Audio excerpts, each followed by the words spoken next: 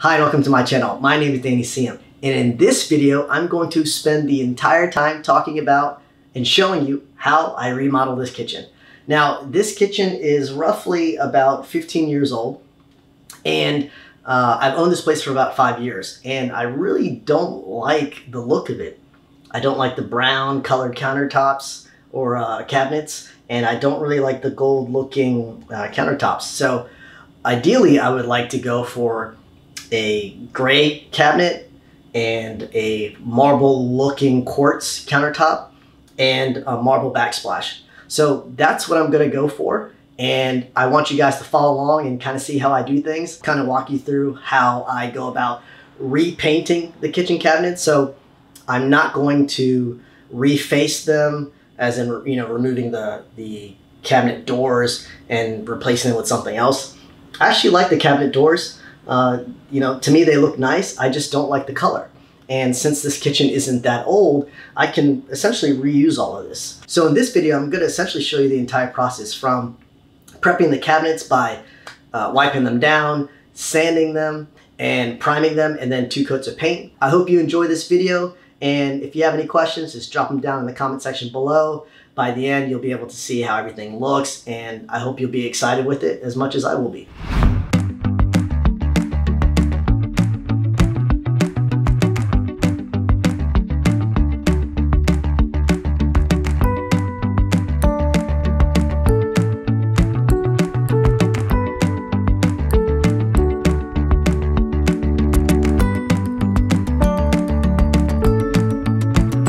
I'm starting pretty late today. It's about 7 p.m. So all I'm gonna do is just remove the handles for today, put them in this bag so I don't lose anything, and then tomorrow I'll focus on removing all the doors and getting everything clean and ready for prepping and sanding.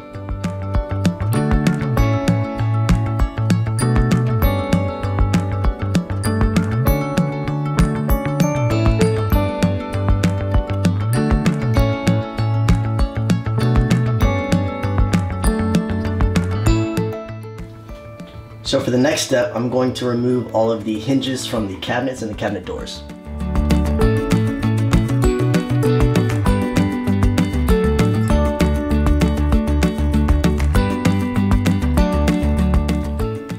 Make sure to also label the doors so that you know exactly which door goes to each cabinet.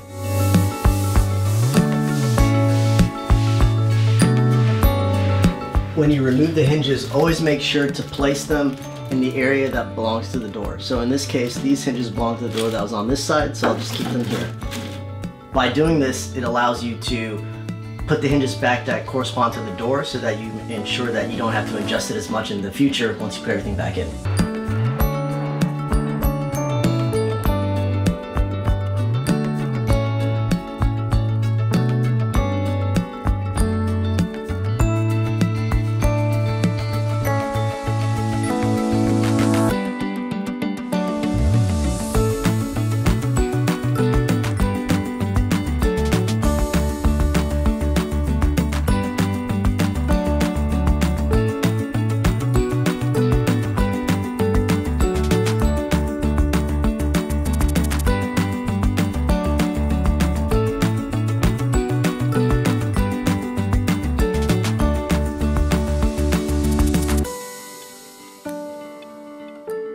So for these hinges, I'm just going to leave them here instead of taking them out, just because I don't need to paint around them, and I have enough space here to sand and prime and paint the cabinet edges. So I'll just leave them here. It makes it a lot easier than taking them out.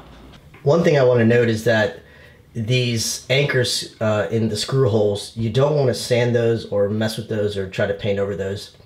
You definitely want to leave them in so that when you put the doors back, the screws have something to screw in, so don't mess with these. Okay, so for drawers, you want to do things a little differently. So you want to go ahead and first take off the knob, and then you're going to label 3 parts. So you're going to label the front-facing cabinet drawer, and then you're going to label the inside of the frame as well as the inside of the cabinet box. So, you know, when you take off the door, the front of the door, you need to know which box to attach it to, And then you also need to know, once this is all assembled, which part of the box frame this goes to. So, you know, I would number this 1, the inside 1, or you could do it here, and then the inside of cabinet 1. So I know where this box will go inside this cabinet box frame. Now, a couple things I want to mention here. This drawer is a little bit different than what you might have. So this frame actually attaches directly to the front of the drawer. Now, I've seen some kitchens where there is actually another piece that the front of the drawer will attach to. So you'll have, you know, a solid area.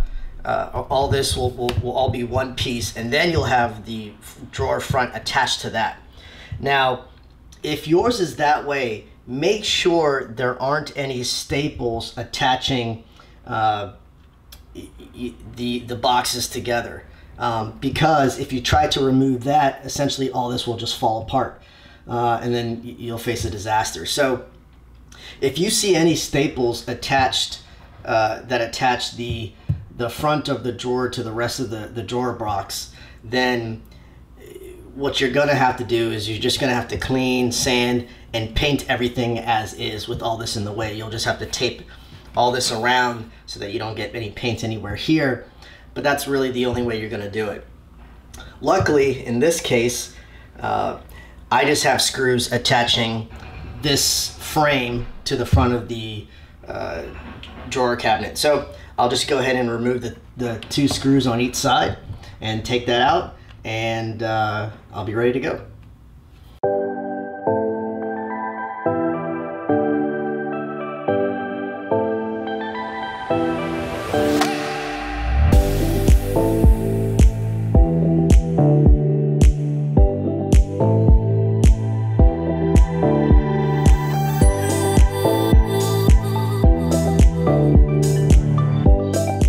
All right, so now it's time to clean the cabinets, the cabinet doors. And what I use is a product called Crud Cutter. A lot of good reviews from this. A lot of people use this to clean cabinet doors, so that's what I'm going to use. Now, this cabinet door was actually under the kitchen sink, so it's got some water damage in the area. It's a little beat up. So what I'm probably going to do, so with the water damage, it's kind of separated some of these joints. So what I'm probably going to do is, especially since I'm painting it, is caulk this whole area up and any of these gaps on the front. I probably won't do the back unless I see a lot of damage, but I think it's going to give it a better finished look. So I'm going to go ahead and wipe these down and then get to the point where I can sand them, then do the caulking, prime it, and then do the paint. I'm also using these blue shop towels. I think they're a lot better than paper towels. So you can pretty much get this at any home improvement store or Amazon. I'll be providing links to everything that you see in the description so that you'll be able to get these.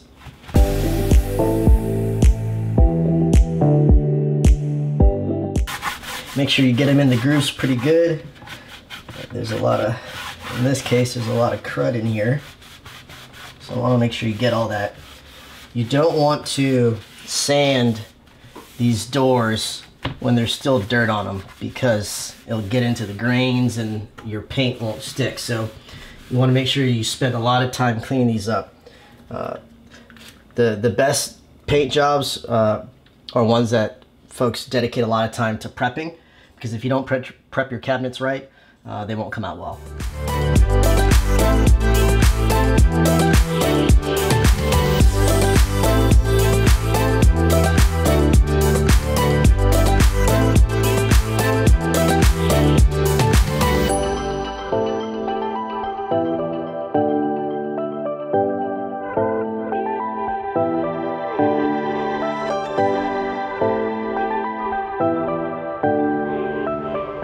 So one thing I want to mention is with Crud Cutter, it says to wear gloves. So I wasn't doing that at first, so I'm going to go ahead and put gloves on when working with this product.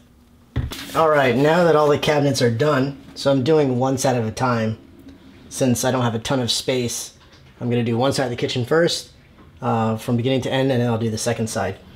So now these are all ready, they're clean, and now it's time to sand them down and prime them. All right, now I've made my setup outside and I'm ready to sand. So let me quickly go over what we have here.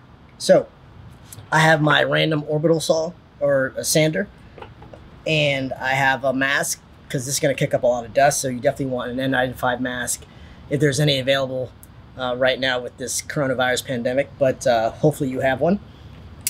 You also want a sand sponge. So this is perfect for getting within the creases that the orbital sander can't. So the orbital sander, you just want to focus on sanding the outsides, the flat surfaces. You don't want to use this to get into the grooves here. This is what this is for. So this is what I definitely would recommend for getting these areas, sanding these areas down in here. You want some safety goggles, and you also want some tack cloth. So these tack cloths are great for picking up any of the dust and sawdust that you're gonna accumulate. So these are great. I'm also going to get, I don't have it with me right now, but an air can so that I can blow the crevices out here. You could use a vacuum as well if you have one, but I would prefer myself to use the air can so that I can blow within all the edges and get any dust that may be stuck in there. So with that being said, let's get started. So if you have an orbital sander, these things are great for, as I said, doing the flat surfaces. There's a lot of cabinets, more than likely you have a lot of cabinets in your kitchen, and doing everything by hand is going to take some time and will probably tire you out. So I went and got an orbital sander based off of what other people were saying. So this is great. I'm going to start with 120 grit, and I'm going to line this up. So if you can see, these orbital sander has holes, so it sucks up most of the sawdust that you'll be picking up. So you want to make sure that when you're attaching, this is a Velcro, so you just want to make sure that you're lining them up with the lines so that you're ensuring that this thing is picking up the dust.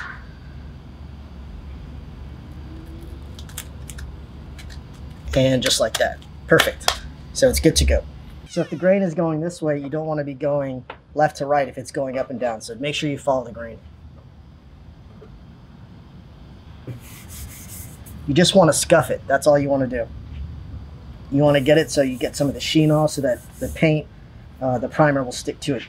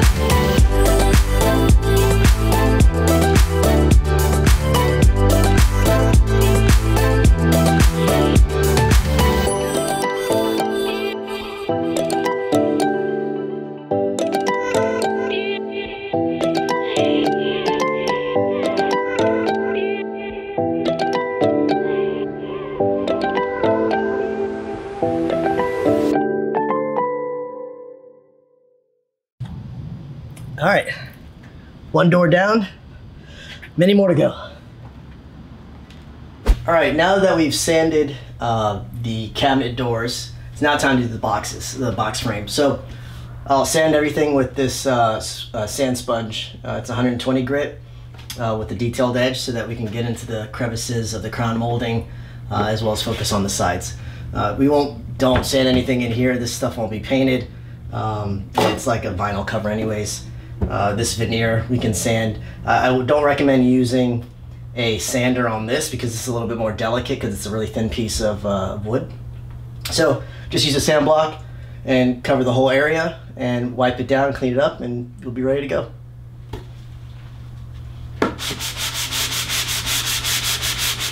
All right, so this cabinet was under the sink, and over time it got some water damage, so some of these gaps started to separate.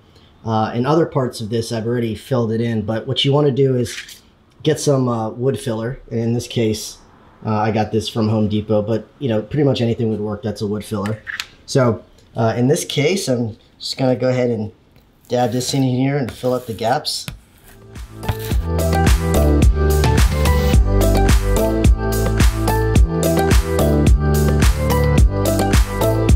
Just want to push it into the gaps. Don't worry about making a mess because we're going to be sanding this all later and it should be smooth at that point. Okay.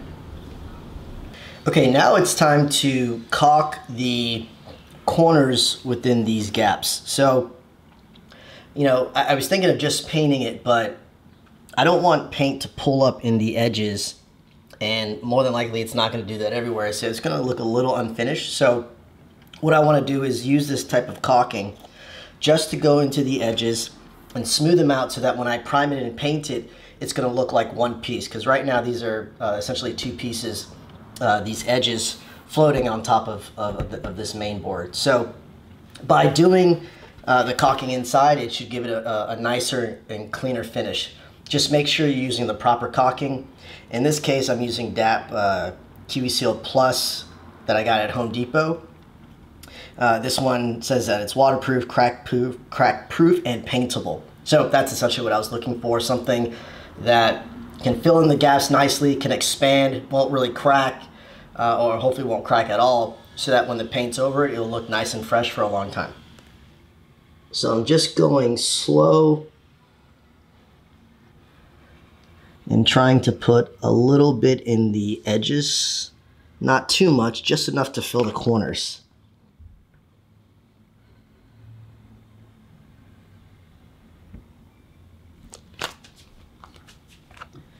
So you can kind of see what I was doing over here.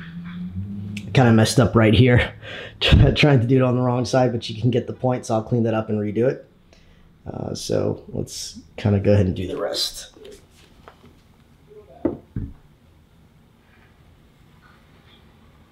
And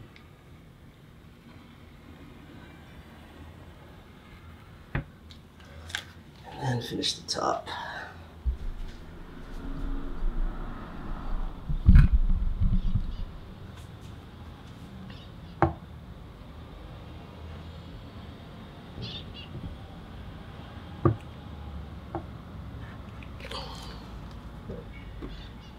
Okay, so now that that's done, what you want to do is you want to, get a bucket or something like this. You can see here, just wet your fingers, get it nice and wet so that you're going to be pushing on the edges and pushing the caulking inside just a tad, just a little bit. Because essentially we're just going to smooth everything out, and using your fingers really helps with that. But you have to make sure your fingers are wet when you're doing this. If they're dry, it's not going to look good. It's going to look terrible. So always ensure your fingers are constantly wet.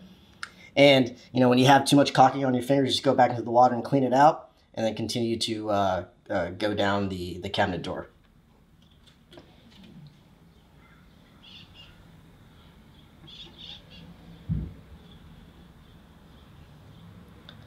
So I can feel my fingers kind of drying there.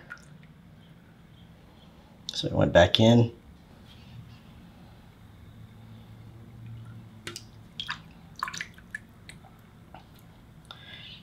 And this caulking, it's okay for it to get wet. So that's not an issue.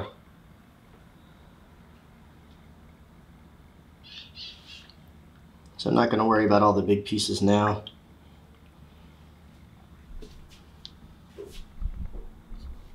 I'll smooth all that stuff out in a little bit.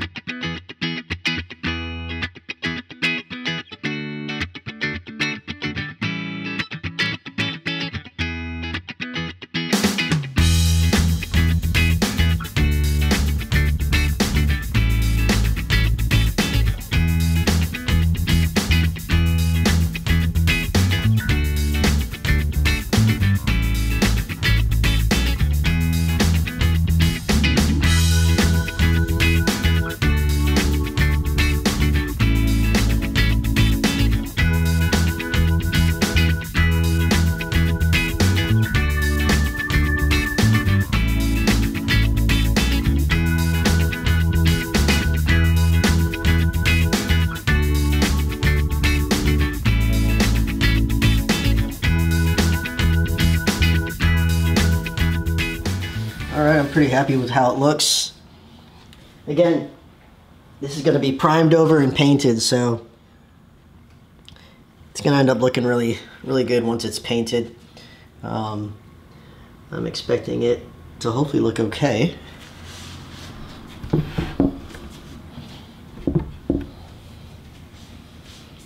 Alright, so I'll continue to do the rest and then we'll get to priming.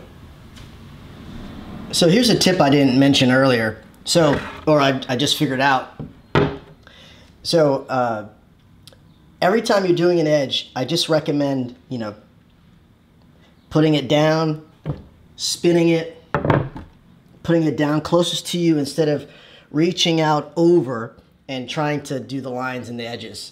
I just realized this is a lot easier just to bring it closer to me and spin the cabinet door around every time.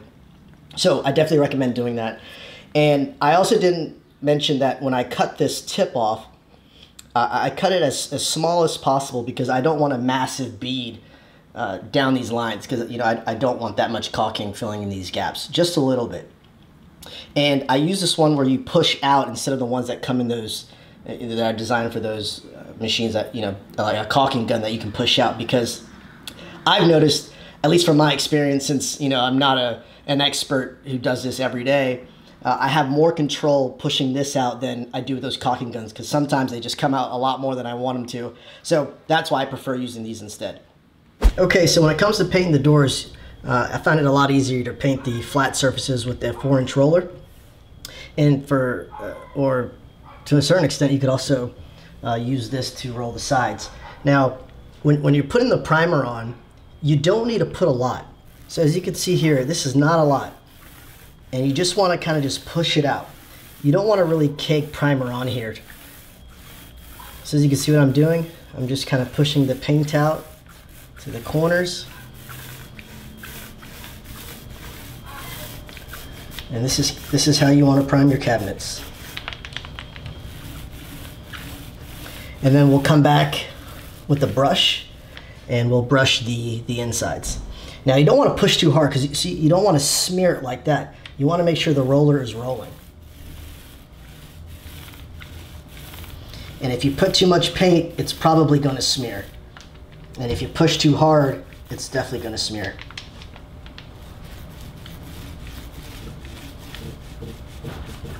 As you can see, this roller holds a lot of paint, so you don't need to have too much. You just kind of want to keep going with it and stretch it out as much as you can.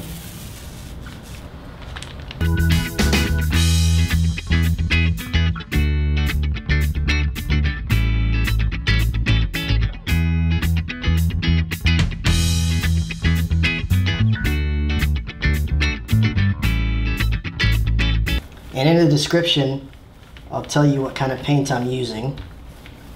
It's a Sherwin Williams. It is called Extreme Bond Primer. And this is really good stuff. It literally will stick to anything.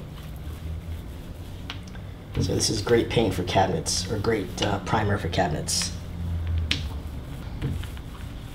Stuff dries fast. It says it needs about an hour to 4 hours to cure. In this case, I'm going to let it stand for 4 hours, give it a light sand, and then do the backside. So all the ones that I've done so far, I haven't done the backside.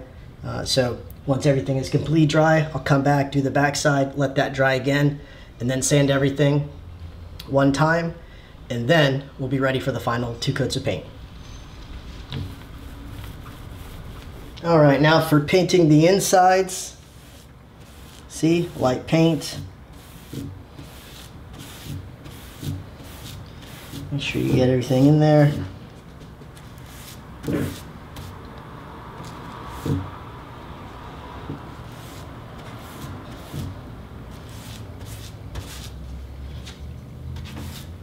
And with the caulking, and now that this primer is covering it up, it makes it look really good.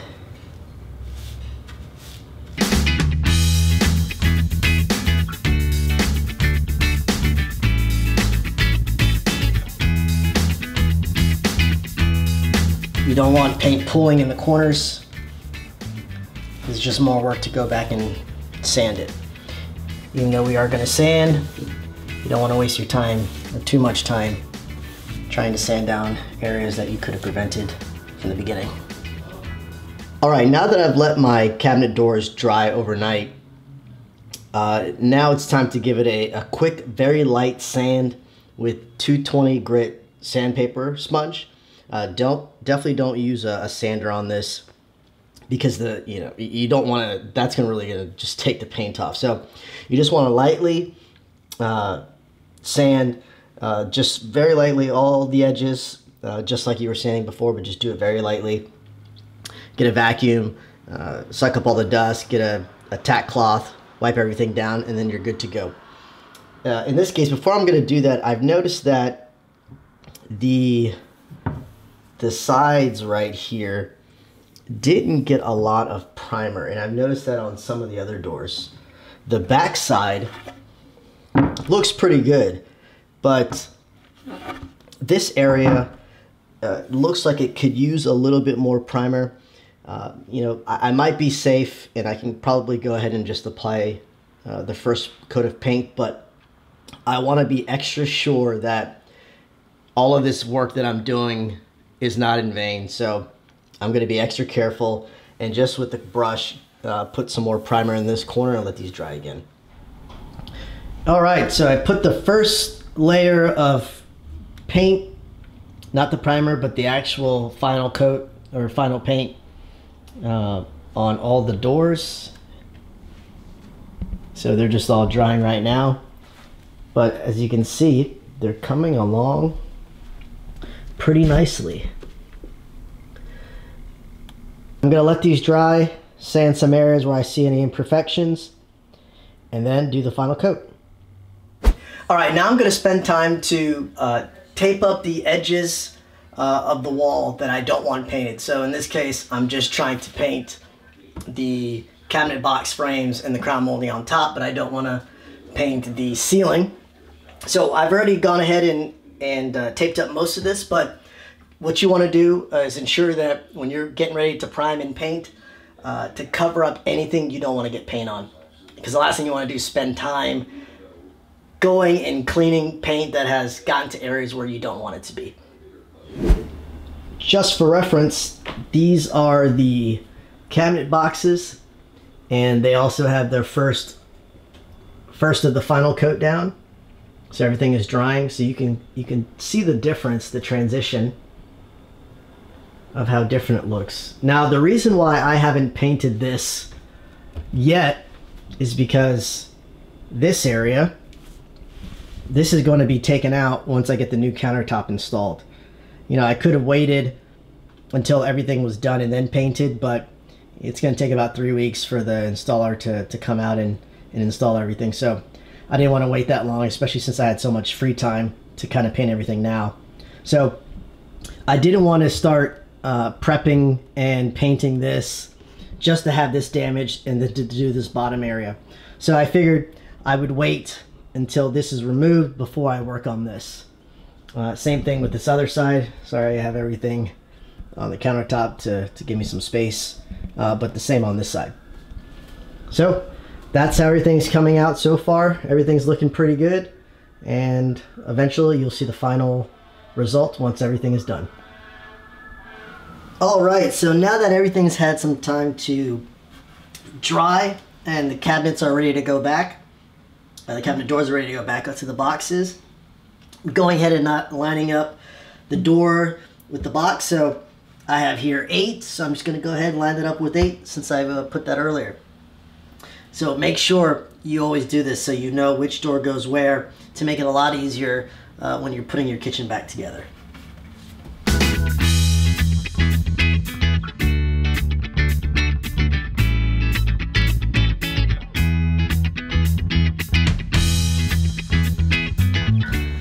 And there you go. Everything's all back together. All you gotta do is just put the handles back on and you'll be ready to go.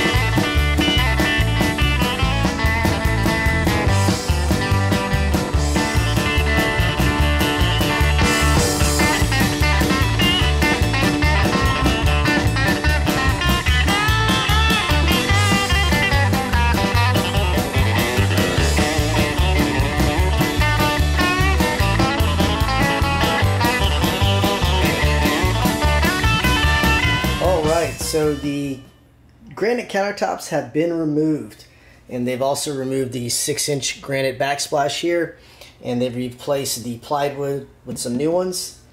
So this is the result. So a couple things I want to mention, specifically the damage that was done when they removed the granite 6-inch granite backsplash that was attached to the cabinet. So if I get a little closer, you can see that when they pried out the granite backsplash, since it was glued onto this, it tore out the veneer as well as some of the MDF board in the back. So what I'm going to do is I'm going to clean up all the remaining glue that you can see here, you can see around here. I'm going to try using mineral spirits to loosen up this this glue and hopefully try to scrape most of it off if I can. And then I'm going to get some Bondo and I'm going to essentially fill in these holes and sand it down and try to get everything smooth so that I can repaint. And my hope is that everything is going to look a lot better once you know, everything is sanded down, primed, and painted. My hope is that you won't notice that there was any damage here. At least that's the goal. So if you're not painting, if you don't plan on painting your cabinets and you plan on replacing your granite countertops and the backsplash, expect to have some damage. You know, this stuff isn't the, you know, it's not solid wood, so the effort required and the strength of the glue, more than likely when they pull this off, you're going to have some damage. And as you can also see, it may be hard in this light, but there's 2 different tones. This is a little darker than this right here. So my guess is that if you were doing this and you weren't going to paint it and you didn't have any damage, if you're lucky enough, you would still have 2 different paint tones or 2 different stain colors from the granite backsplash being there for so long. So in this case, since I'm painting it, it's okay. So we'll see how things go. One more thing I want to mention on the other side of the kitchen. So when they took out the granite backsplash, it didn't actually put any holes, but what it did was it loosened the veneer that's attached to the MDF. So by pushing on it, you know, it was pushing in a lot. There were some cracks in it. So what I did was, you know, with the box cutter, is that I scored lines around the loose veneer, because what I didn't want to do was paint over loose veneer, and you know, eventually over time you would see it maybe bubble out as it started to back away from the MDF. So I took a box cutter and I scored around, and I essentially just took out the veneer. So you know, with the Bondo, I can essentially just smooth over this and then sand it down, and hopefully, you know, fingers crossed, I get it smooth and looking good. So if you have a case where you have some loose veneer after the backsplash has been pulled off, you know, just cut around it, try to get all the loose veneer off, and then, you know, as we talked about on the other side, you know, get some Bondo, put that in there, sand it, and get it smooth. All right, so I changed my mind and decided to use acetone instead. So when I went to the store to pick this up, instead of mineral spirits, this one specifically says that it thins fiberglass resins, epoxies, and adhesives. So this was specifically designed to, you know, remove all the glue back here. So I figured, you know what, let me go ahead and give this a shot. Since it specifically says it's for, you know, this type of work. You know, so if you get this, make sure you wear gloves. These are latex gloves. Now, this stuff is pretty strong, so you don't want to use it barehanded, and you don't want to use nitrile gloves, because this stuff will eat right through those type of gloves, and it will eat through this too. But from what I read, it takes about 10 minutes for it to start really breaking this down and making this fall apart. There are some other rubber gloves that are much stronger that can withstand something this strong, but I don't have that, and they're really expensive, and you know, I don't want to go and order it online and wait forever. So I'm going to use these latex gloves. You know, it says it gives me 10 minutes, so all I'm really going to be doing is dabbing this in with some paper towels, some Blue Shot paper towels, and then just dabbing it on here lightly just to get this stuff soaked up a little bit, and you know, kind of let it penetrate, and then try to scrape it off.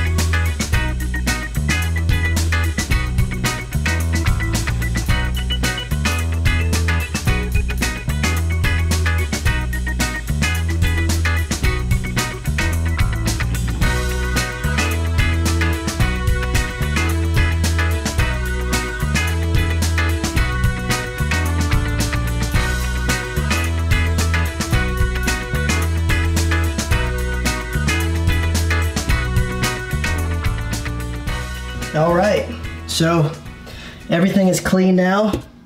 Scraped off everything. You know, there's some scratches and whatnot from using the scraper, but you know, I'm pretty happy with this acetone. It did a really good job.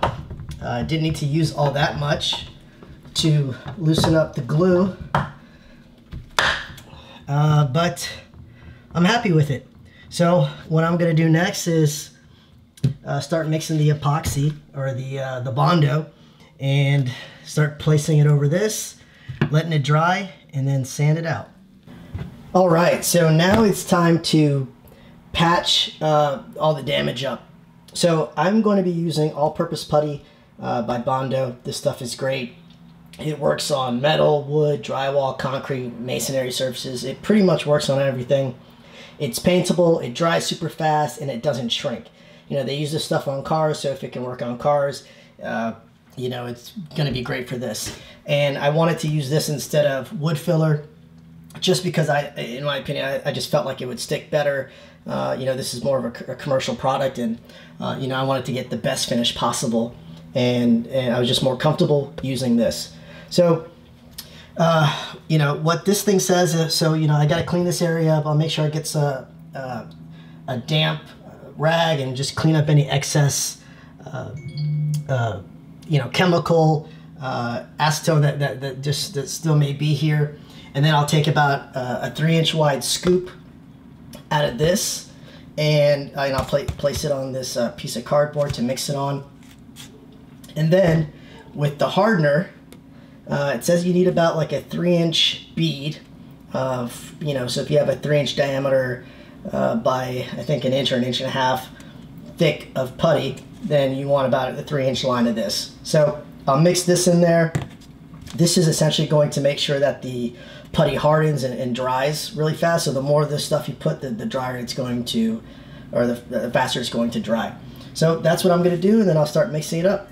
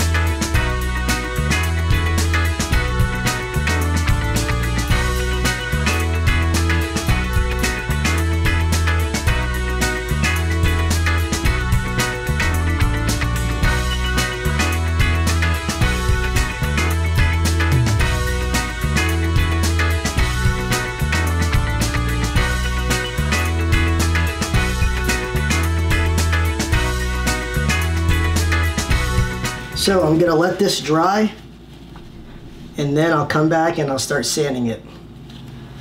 All right, so what I'm gonna do now is I have some 80 grit sandpaper, and it's gonna get a lot of the rough edges out, and then I'll go over it with this 120 grit and you know, soften it out and kind of smooth out the edges.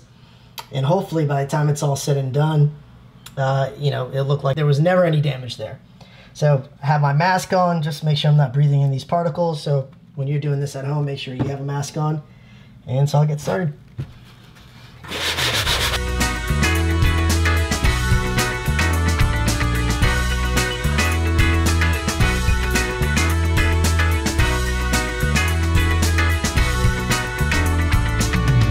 All right, so the kitchen is finally done, and it came out beautifully. I'm really happy with the results. I love the color of this bluish gray. And if we go back in this area, you can see it's completely smooth. You never noticed that there was any damage there. The same thing on this side. So all that's left is for the new countertops and the backsplashes to be installed. And I actually have the backsplash right here. It is a marble hexagon shape. They're 2-inch pieces. This is going to look amazing once it's up. I'm going to be using a white grout with it so that the tiles really pop. And over here I have the new sink and the faucet that will be installed. So the next time you'll see the kitchen will be in its final state. So I'm really excited with how it looks so far, so stay tuned for the final reveal.